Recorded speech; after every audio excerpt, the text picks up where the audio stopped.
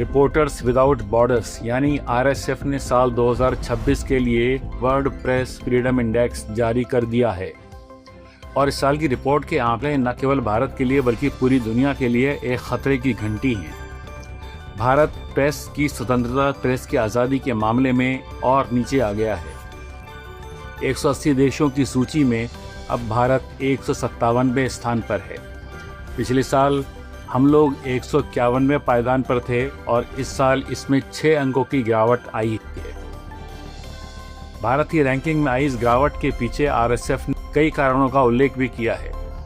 Report के अनुसार भारत में जो आज़ाद मीडिया है, स्वतंत्र मीडिया है, उस पर जुडिशियल प्रेशर लगातार बढ़ रहा है। पत्रकारों के खिलाफ मानहानि और राष्ट्रीय सुरक्षा से जुड़े कड़े कानूनों का इस्तेमाल अब आम बात होती जा रही है।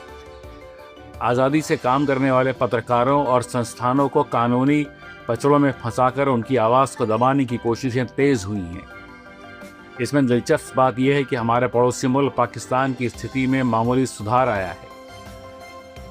आतंकवाद की जननी, आतंकवाद को पनाह देने वाला पाकिस्तान पिछले साल के 158वें स्थान से बढ़कर अब 153वें स्थान पर आ गया है। हालांकि वह अब भी भारत के करीब है, लेकिन उसकी रैंकिंग में सुधार और हमारी रैंकिंग में गिरावट एक अलग कहानी है।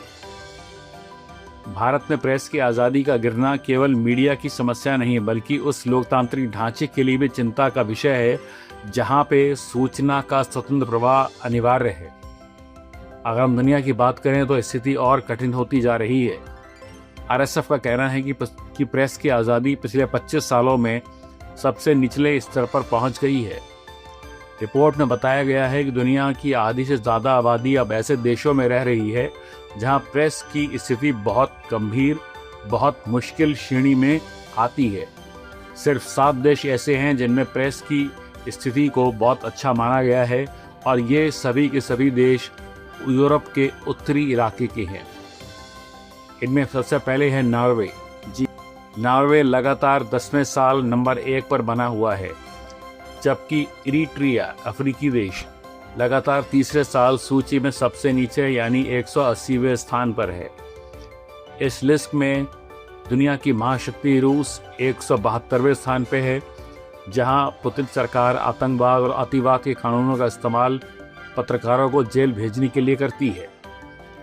एक आंकड़े के अनुसार अप्रैल 2026 तक वहां 48 पत्रकार सलाखों के पीछे थे।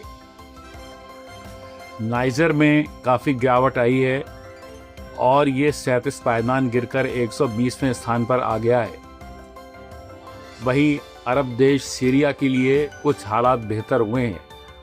वहाँ के राष्ट्रपति बशर अल-असद के जाने के बाद से वहाँ के रैंकिंग में 36 अंकों का सुधार हुआ है। हालांकि ये स्थिति पहले से बेहतर है लेकिन गंभीर है। अक्सर हम मानते हैं कि प्रेस की आज़ादी पर हमला सिर्फ विकासशील देशों में होता है, यानी जो कंट्री डेवलपिंग हैं, गरीब हैं, उनमें ही ज़्यादा होता है। लेकिन 2026 की रिपोर्ट इस धारणा को तोड़ती है। दुनिया के एक बड़े लोकतंत्र अमेरिका की रैंकिंग में भी भारी गिरावट आई है। अमेरिका अब 57वें स्थान से गिरकर 64वें स्थान पर पहुंच गया है।